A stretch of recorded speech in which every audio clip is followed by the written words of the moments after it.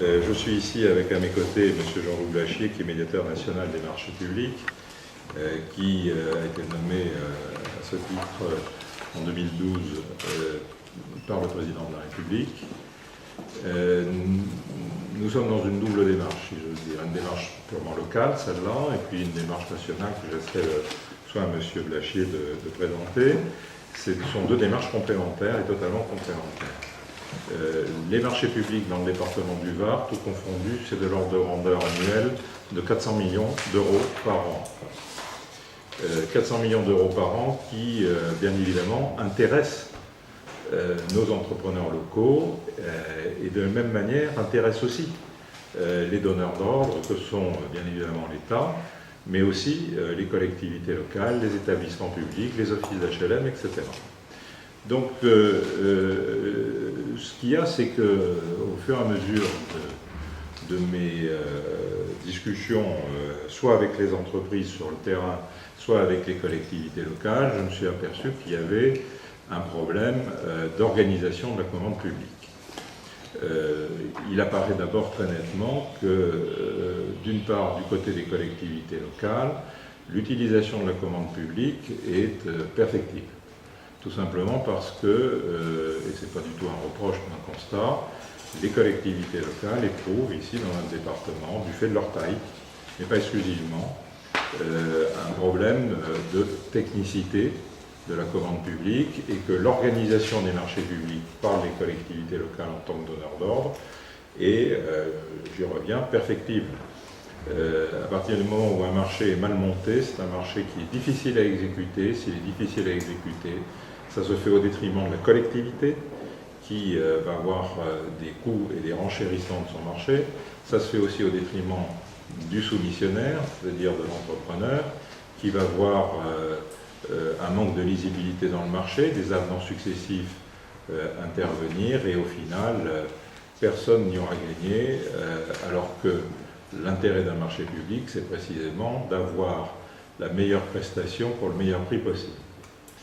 Donc, premier point, un problème de conception des marchés. J'avais relevé qu'il y avait des marchés qui avaient une succession d'avenants et qui montraient bien qu'il y avait un problème de conception du marché. Le deuxième point, c'est du côté des entreprises, c'est le fait qu'elles avaient des difficultés, et elles ont des difficultés à soumissionner à ces marchés. Tout simplement parce que leur niveau, là aussi, de technicité en termes de réponse n'est pas toujours suffisant pour des effets de taille, mais aussi parce qu'il y a une technicité d'ingénierie à avoir dans l'entreprise qui n'y est pas toujours lorsqu'elles sont trop petites, et puis surtout, elles sont confrontées à une concurrence extérieure.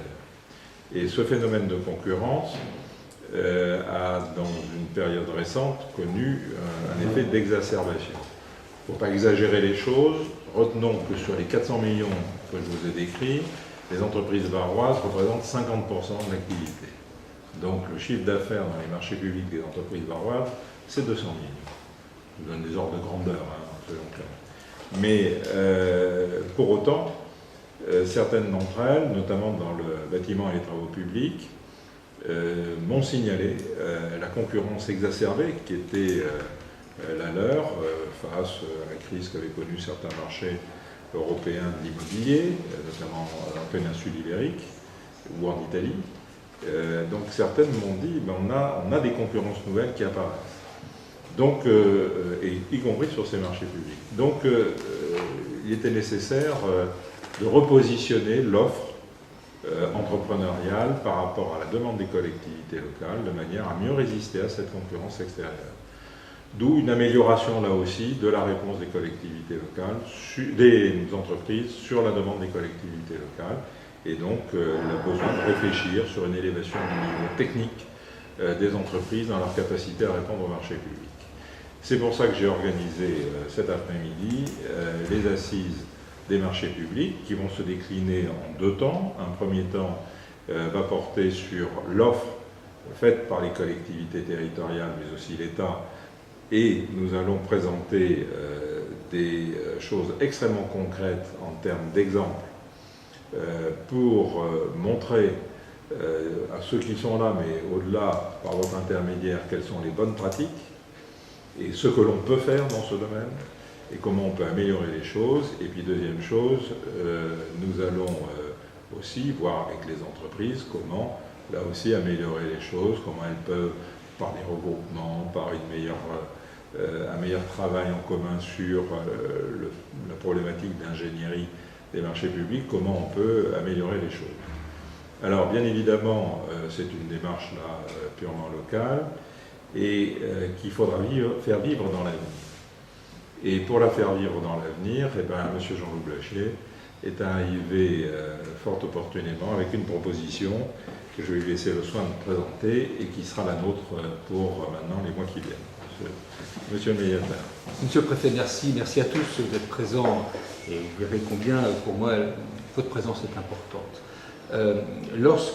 Pour revenir simplement pour un élément historique, lorsqu'en effet le Président de la République m'a confié cette fonction il y a de ceci maintenant 1 an et demi, j'ai souhaité, et il m'avait demandé, mais j'ai souhaité aller dans ce département, parce qu'il m'avait demandé, et Arnaud Montebourg, auprès de qui j'ai été placé, me disait « ça serait bien que, compte tenu du fait que vous êtes chef d'entreprise et en plus vice-président confédéral de la CGPME, vous utilisiez vos réseaux pour aller sur le terrain. Car c'est clairement sur le terrain qu'il faut aller porter cette discussion. Les entreprises, aujourd'hui, ont besoin d'avoir des visibilités, ont besoin d'avoir la possibilité de savoir que leurs carnets de commandes et bons de commande vont être remplis parce que sans ça, ils n'investiront pas, aussi bien en personnel qu'en machine. Et donc je crois que cette possibilité est donnée largement par la commande publique et les marchés publics. Et tout ceci, c'est liminaire, mais pour vous dire que mon premier déplacement important en région a été ici à Toulon. Et j'ai rencontré Monsieur le Préfet Quérel et nous avions eu une longue discussion qui était extrêmement importante parce qu'elle a été aussi le fruit de débuts de réflexion. Moi-même, connaissant parfaitement bien l'entreprise, le préfet Quérel connaissant évidemment largement toutes les problématiques du terrain, on a eu des idées qui ont fait leur chemin. Depuis la création de la médiation des marchés publics, plus de 400 cas de médiation ont été passés. Plus de 6000 entreprises ont été rencontrées. C'est pour vous dire combien les problématiques de terrain sont pour moi des éléments importants. J'ai fait 40 déplacements dans les différents endroits de France et même un peu plus éloignés. Et ça, c'est toujours pour voir, pour écouter les entreprises. Le préfet, tout à l'heure, a dit que, notamment, il y avait un point qui était extrêmement important, qui était celui de l'écoute, et le dispositif que je vais vous présenter, là, va dans ce sens. Mais au début, je voudrais vous dire combien, pour moi, c'est important que vous fassiez donner aux entreprises l'information. Car l'information, elle passe par vous. Elle passe par le travail que vous faites et de connaissance des entreprises. Il n'y a pas très longtemps, France 2 était venu voir, m'interroger dans mon bureau et en me disant « mais est-ce que vous avez connaissance de telle entreprise qui a des problèmes de délai de paiement et qui risque de déposer le bilan ?» C'était une entreprise qui était du sud de la France mais du sud-ouest. Et j'ai dit « non, je n'ai pas cette connaissance ». Il m'a donné le nom d'entreprise, j'ai rencontré l'entreprise et on a pu l'aider. Et si je n'avais pas rencontré France 2, je n'aurais pas eu connaissance.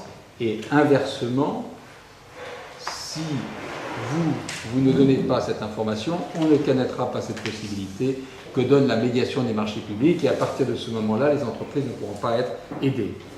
Quand je vous disais qu'on a eu 400 cas de médiation, c'est vous donner le côté défensif de l'opération. C'est-à-dire qu'en fait, la médiation des marchés publics, c'est un côté qui permet justement de mettre en présence deux personnes qui ont des conflits qui peuvent être d'ordre financier, qui peuvent être d'ordre de l'exécution du contrat, qui peuvent être d'ordre de pénalité de retard, diverses ordres.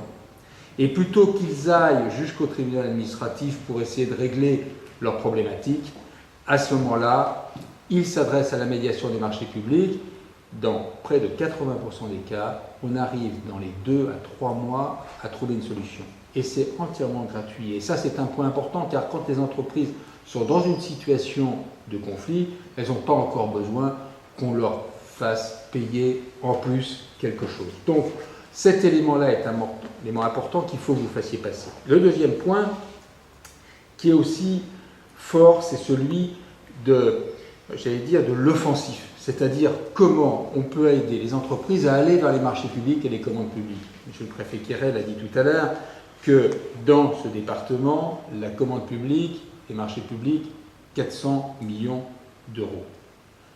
Au total, en France, la commande publique et les marchés publics, c'est 10% du PIB, c'est-à-dire 200 milliards d'euros. C'est-à-dire que vous voyez combien c'est important.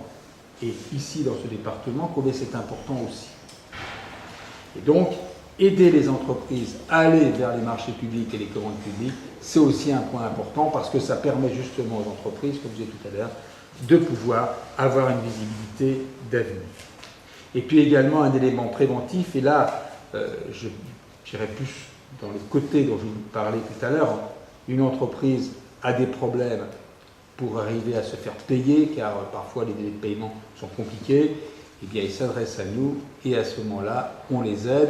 On est plus dans le côté préventif, car parfois, ils vont aller en désespoir de cause jusqu'au tribunal de commerce pour essayer de faire entendre leur cause, et ça va prendre encore beaucoup de temps, et malheureusement, l'entreprise peut, entre-temps, peut-être avoir des problèmes de survie. Alors, pour aller justement vers ce côté d'écoute importante de l'entreprise, nous avons imaginé de créer un réseau de chefs d'entreprise au service des entreprises, qu'on a appelé les ambassadeurs des marchés publics. Je vous en laisserai un exemplaire. Et vous verrez combien cette idée permet de voir précisément les problématiques qu'il peut y avoir sur le terrain. Je disais tout à l'heure, moi-même, chef d'entreprise, et mon entreprise est en Seine-Saint-Denis. La Seine-Saint-Denis est un département qui est extrêmement divers, qui a une force dans sa diversité. La France, même s'elle est unique, elle est aussi diverse. Et dans sa diversité, elle a aussi une force.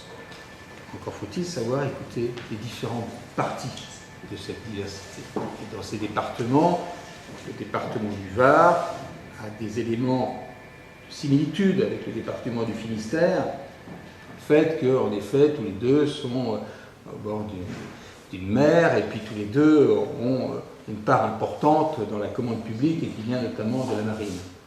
Mais pourtant, il y a des vraies différences entre les deux. Et donc, nous avons, avec mon équipe, imaginé la possibilité de redonner la parole au terrain. Et à travers des réseaux que je connais bien, puisque étant aussi membre de la Chambre de commerce, j'ai imaginé d'utiliser les compétences des organisations professionnelles, les DEF, CGPME, UPA, d'utiliser les compétences des chambres consulaires, chambres des métiers, chambres d'agriculture, chambres de commerce, d'utiliser également les compétences des fédérations professionnelles, bien sûr les plus impactées sur la Fédération du bâtiment, la CAPEB, la Fédération des travaux publics. Simplement pour vous dire une chose, la Fédération des travaux publics, c'est presque 80%, 80%, c'est tout de même important, dans le chiffre d'affaires qui vient de la commande publique. Donc clairement, c'est eux qui sont largement impactés. La Fédération du bâtiment et la CAPEB, je crois que c'est pas loin de 60%, c'est aussi quand même un élément important. Donc il ne s'agit pas qu'ils perdent ces marchés qui sont parfois un peu difficiles. Donc c'est la raison pour laquelle on est complètement à l'écoute, et donc ces entreprises vont se réunir à la préfecture. Vous avez bien voulu accepter, monsieur le préfet, qu'ils se réunissent à la préfecture, en présence à la fois du DGFIP, en présence de la directe, en présence également du directeur des instituts divers qu'il peut y avoir. Là, j'ai pris un document qui était sur l'outre-mer, c'est pour ça que je suis en train de voir l'Institut des missions des départements de l'outre-mer. Mais c'est une erreur. C'est le DEFIP. Mais c'est le DEFIP, bien évidemment, et si je vous donne ceci, il suffira de corriger donc, ces éléments. L'Institut des missions d'outre-mer, c'est la bande de France. Voilà, puisqu'en effet, j'étais allé aussi présenter ce dispositif dans les départements d'outre-mer, qui sont encore eux-mêmes extrêmement impactés d'ailleurs par la commande publique et les marchés publics. Donc, c'est ce réseau de chefs d'entreprise dont nous avons mis l'institutif aujourd'hui, se fait grâce à la volonté bénévole de chefs d'entreprise. qui vont passer leur temps de façon tout à fait volontaire pour aider les chefs d'entreprise de leur département. Et ça, c'est un point important à dire parce que c'est du bénévolat, c'est de la volonté. Nous, dans les réseaux des organisations professionnelles, on a un peu l'habitude de passer notre temps de façon bénévole, eh bien, on leur demande un peu plus. Et quand je leur ai dit, je souhaiterais que vous puissiez vous réunir 2 heures tous les trimestres, ils me disent, oh, bah, ça c'est pas de problème, on est d'accord. Et donc, ça sera des éléments importants, et c'est un peu ceci que je voulais présenter. Alors, je vous donne le document, sachant qu'il faut donc que vous corrigiez quelques éléments qui sont... je suis parti un petit peu tôt avec un document qui s'adressait de façon plus générale au territoire d'outre-mer. Voilà un petit peu ce que je voulais vous dire de façon liminaire.